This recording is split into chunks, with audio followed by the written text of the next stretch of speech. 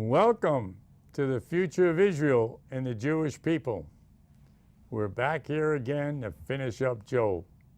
If you've been with us in this long struggle, here was a man that was in pain, lost everything except his wife, and none of his friends gave him any comfort because they kept insisting that this was strictly because of his sin. Yet God considered him righteous. So, bad things do happen to good people, right, John? Yes, sir.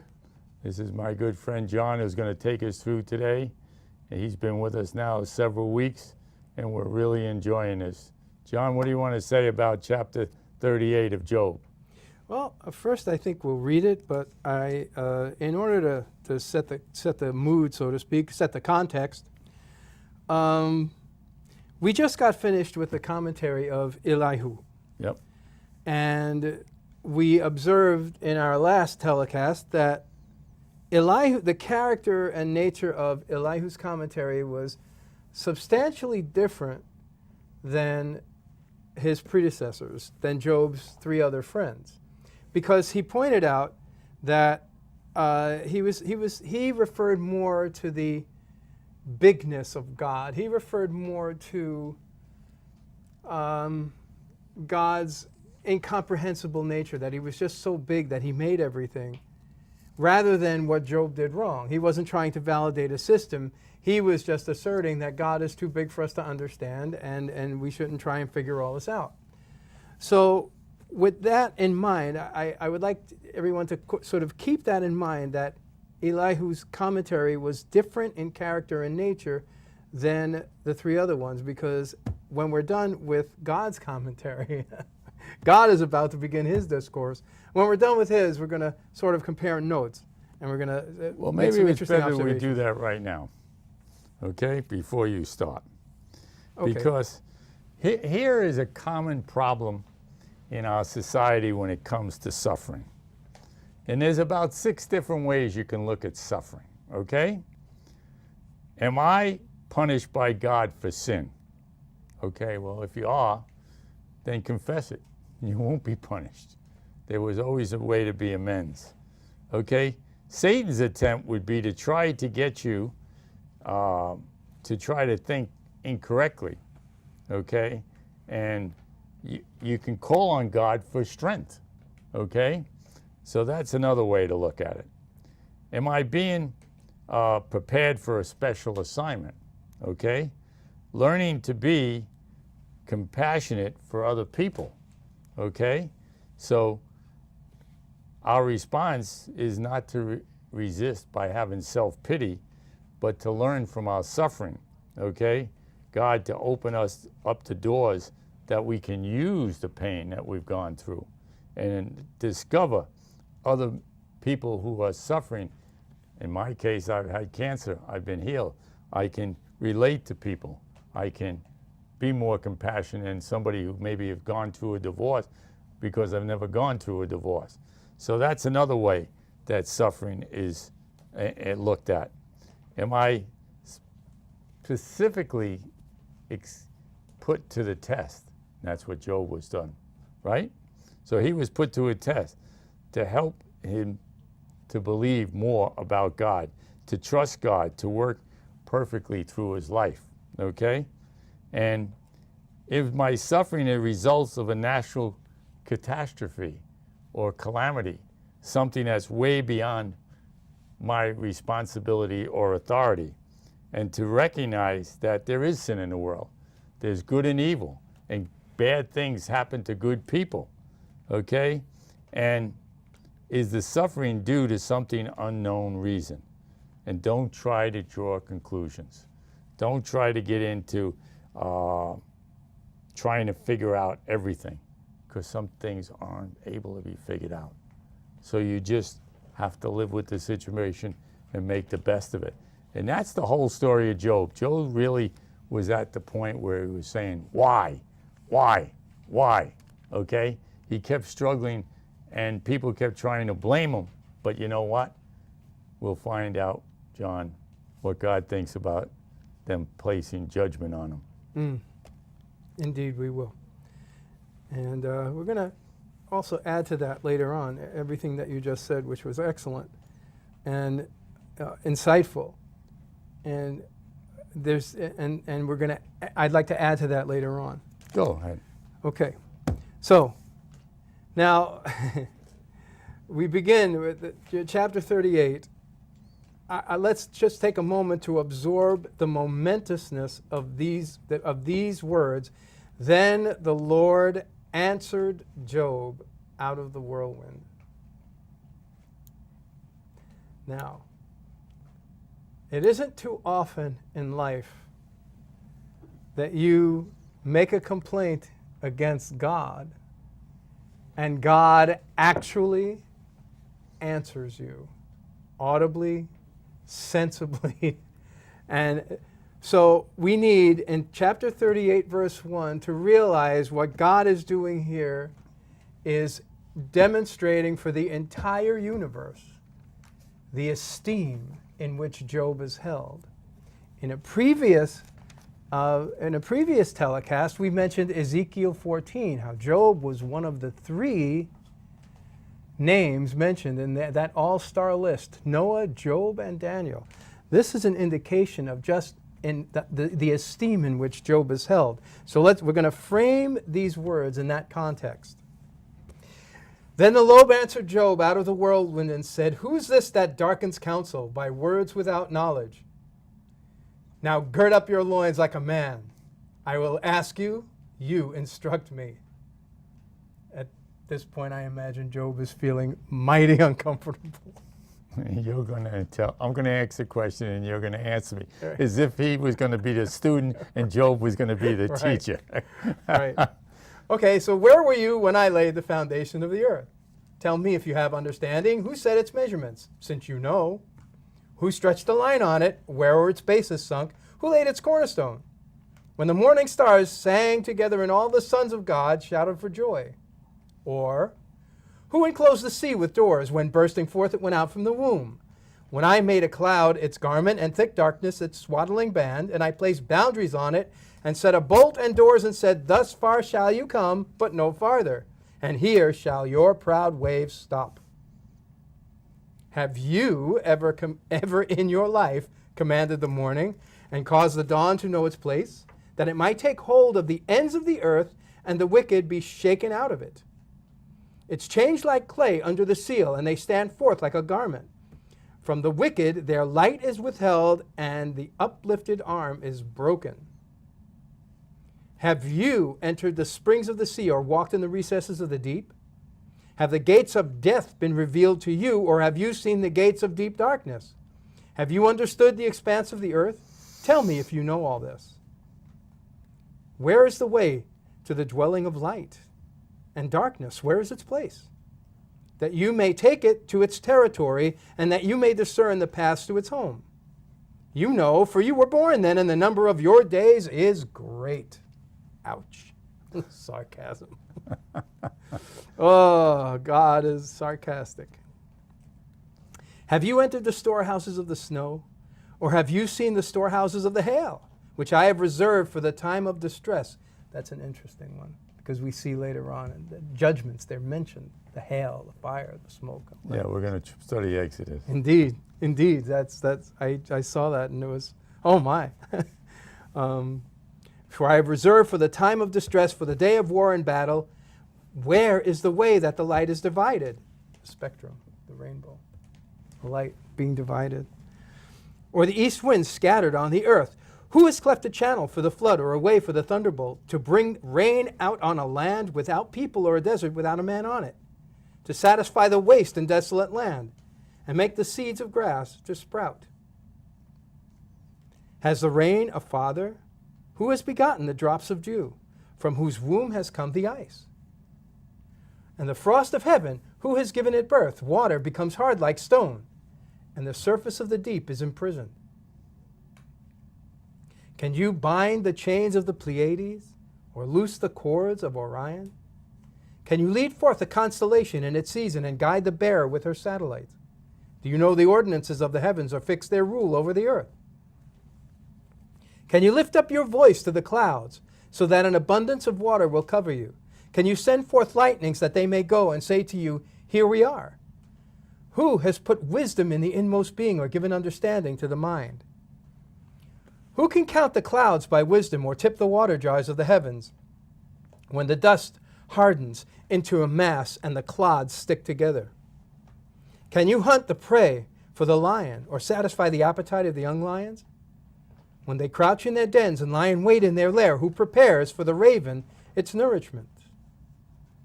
When it's young, cry to God and wander without food. What do you get from that, Frank? What do you see in all? What jumps out at you? Well, the first thing that jumps out is that he illustrates all the things that he created and how he controls them, and how there's a mystery behind many things that man will never know on this side of eternity. Exactly. It's exactly what my sense of this as well. And yet he's also, like, for example, when he points out to Job how the waves come this far and no farther, and how there's an order to everything. There's an order to everything, and we know that, you know, in Ecclesiastes it says to everything there's a season. But here he's saying, who ordered these things? So that he's kind of intimating to Job that there are reasons, there are things, there are patterns in place. But he hasn't told Job why what has come upon him has come upon him. But he's answering him out of his own character and nature so far. Right? So he's pointing out all the good things he's done. And you know, this is also a good place to point people who basically, you know, believe in evolution, okay? Because it's all order, it's all pointing out. He's taking full responsibility for creating it. And the first thing you have to believe, if you're an evolutionist, is that there is no God, okay? And so, very dangerous to go in that direction. Well, there are some people that believe in evolution that I've encountered that believe in God as well, but they think that God has ordered evolution the way he's ordered everything else. I can have a meaningful dialogue with a person that thinks that way. I find that it's hard for me to have meaningful dialogue with a person who is an absolute evolutionist and denies the existence of God, because then I say to them, how do you account for the order in the universe then? Well, more important, evolution is the founding of segregation, where it makes our black citizens and our black brothers less than human, and trying to create that into a super race. And you'll find that Hitler used it, and other people in this country are using it to deal with a super race, okay, that the white are better than blacks, and blacks came from this. Where did we come from then? We all came from the hand of God. Okay, when we read the book of Genesis, the first chapter says there was only two people. That means everybody of us came from the same parents. Okay, we didn't come from apes. Okay, so, but go on with your lesson. Yeah. Okay. Well, I think we can proceed right on to chapter 39. We should have time to fit that in. Well, I'd like to pause for a second here. And since we're going to continue with God's dialogue, okay, and what he's trying to point out, I think, to Job, and especially to his friends, is that you use your human mind to establish what the law of fairness is, okay? Mm-hmm. So you're bad, you should get bad, right? Do good, get good. Do bad, get beat. Okay. And then there's God, okay? Mm. And God is saying it's the other way around. God is here, and I decide what justice is, okay? Mm. So as we continue, that's an important point. God is above everything, but he is a just God. He establishes what's just. We don't. We like to think of what's fair. Well, that's not always justice, okay? And we don't understand justice. Not everything is even in this life. Some of it we're going to have to wait for the hereafter, okay? But this book shows us that it can be in both lives, okay? Go ahead. Do you want to go on to that? Yes. Yes. We can at least we can read chapter 39. I think it's God is continuing his discourse and continuing to point out and illustrate himself as creator, as sustainer of all things. So, chapter 39, verse 1. Do you know the time the mountain goats give birth? Do you observe the calving of the deer? Do you count the months they fulfill? Do you know the time they give birth? They kneel down and bring forth their young. They get rid of their labor pains, and the offspring becomes strong, and they grow up in the open field. They leave and do not return to them. Who set the wild donkey free? Who loosed the bonds of the swift donkey? To whom I give the wilderness for a home and the salt land for his dwelling place. He scorns the tumult of the city. Good for him. He scorns the tumult of the city. The shoutings of the driver he does not hear.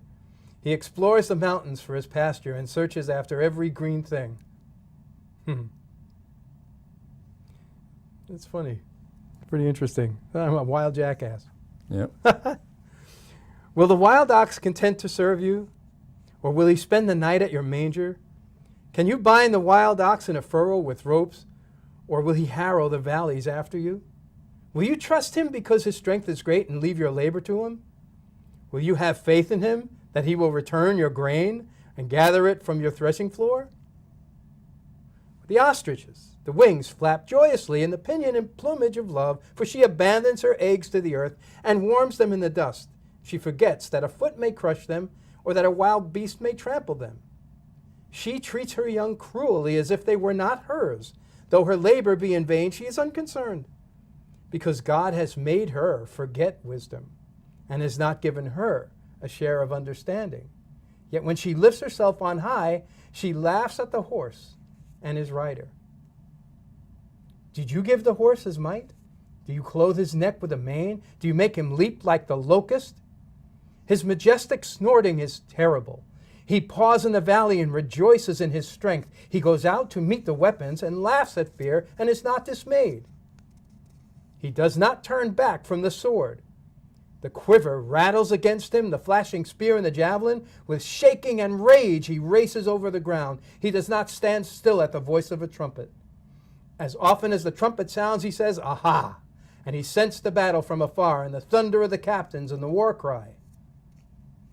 Is it by your understanding that the hawk soars, stretching his wings toward the south? Is it at your command that the eagle mounts up and makes his nest on high? On the cliff he dwells and lodges, upon the rocky crag, an inaccessible place.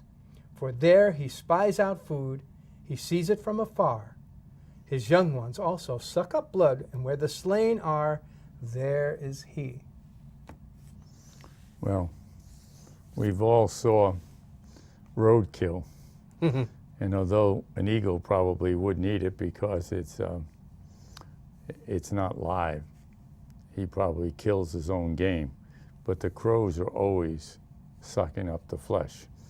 Okay, the thing that impressed me here, John, was the horse.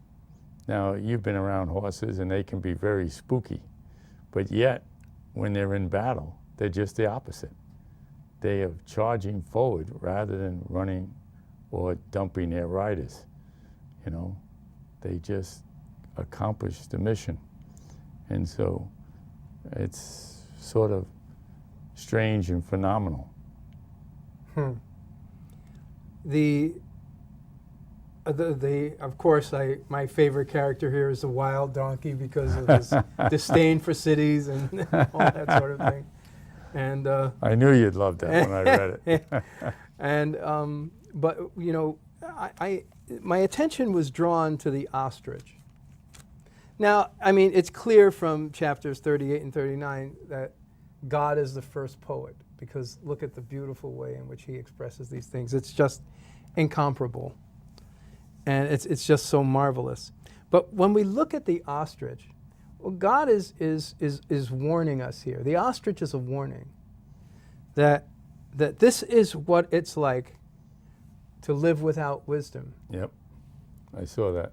And if we just kind of take a few moments to drill down into this, if I may, because we want to look at this. The ostrich's wings flap joyously with the pinion and plumage of love. Now, Frank, I'm going to say a bad word for you. It's the E word, emotion. and here we see a creature that's all they know. There's no wisdom. There's no circumspection in the actions of the ostrich, right?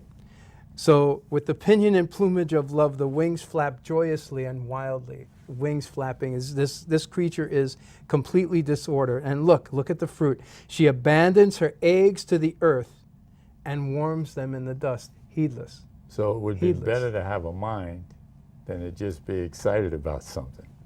Well, amen. And there's a certain sobriety that's called for, but wisdom, it says here, God has made her forget wisdom and has not given her a share of understanding. Yeah. So they come together. So it's not that the ostrich is to blame. No, I realize that. It's that the ostrich is given to us as instruction. To say this, don't be heedless, Right. because we know that. And what does the Tanakh say repeatedly? What is the beginning of wisdom? Seek the Lord. Is the fear of the Lord is the beginning of wisdom. And we know that fear is not be afraid of. We know that fear is reverence. That's right. Reverent, respect, profound understanding and appreciation. And so, go ahead, sir. He says something else in there, I believe, that this huge bird who's flapping these wings is really not going anywhere. But the stork can outfly it, okay? Mm-hmm. However, it can outrun a horse. That's right. Okay? So, That's right. You know, God chose to make things this way. We have to live with it.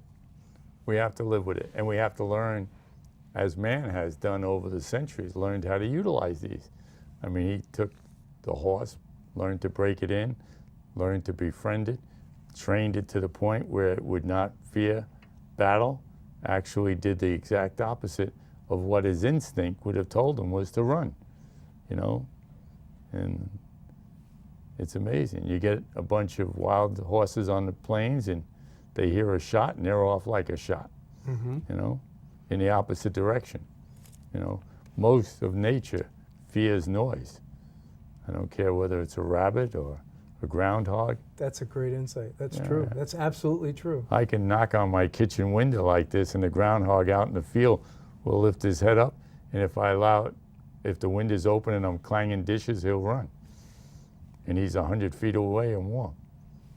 Yeah, yeah, Mm-hmm. yeah. So, you know, all these questions God's asking him, he's not really asking for an answer. Yeah, they because he of course he knows there is none. Yeah, exactly. Well, he knows right. all the answers. They're rhetorical. So when he says to the devil, "Where you been?" and he says, "Patrolling the earth," he knew where he was. Exactly. Okay, when he asked Adam, "Where are you?" in the garden, he knew where he was. He was trying to bring revelation to the person. What are you hiding for? Okay, you know. God is also demonstrating in chapters 38 and 39 so far, he's also demonstrating his awareness of the intricate details, that the God of the heaven is not remote. He's intimate with his creation. Definitely. And he's almost rhapsodizing about it, because this is the same one who said, and God saw it was very good.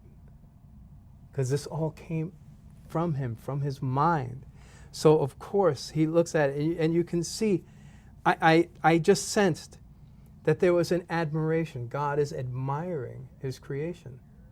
And remember, he's talking to Job right? And the fact that he's talking to Job, just even at that, is a token of his esteem. Well, I want to say this before we come to an end, and that is God's asking Job these questions about the animal kingdom. And later on, you know, as God establishes his nation and promises a Messiah and everything else, then he's talking about a kingdom. I mean, he's establishing a nation. But this is so early on. This is the same age of probably Abraham, okay? And so he's still bringing reference to the animal kingdom, okay? And showing what he did in the animal kingdom. Later on, he'll be trying to show us what he's trying to do in a nation, and further on, what he's trying to do with the kingdom. Well, with that, I think if you have one last word, we can end this show and end the program next week with the conclusion. Okay. The final concept that I would like to just put out there for discussion next time is, where does idolatry come from? And what we're seeing here, and what I'd like to explore next time, is how mankind created idols to explain the unexplainable. And here, God is taking away any need to have idols. So that's something I'd like to explore next time. Well, I hope you enjoyed tonight's show. We're going to wrap this up the next session with the conclusion, and we'll move on to Exodus. If you want to see our previous shows, go to thefutureofisrael.org. If you want to comment to us, write to info@thefutureofisrael.org. So we're on the same station every week at the same time in your area. If you want to sponsor a show, by all means, communicate with us. It is totally free to do so to the Public Access Network, and we'll be on in your area. So thank you for joining us.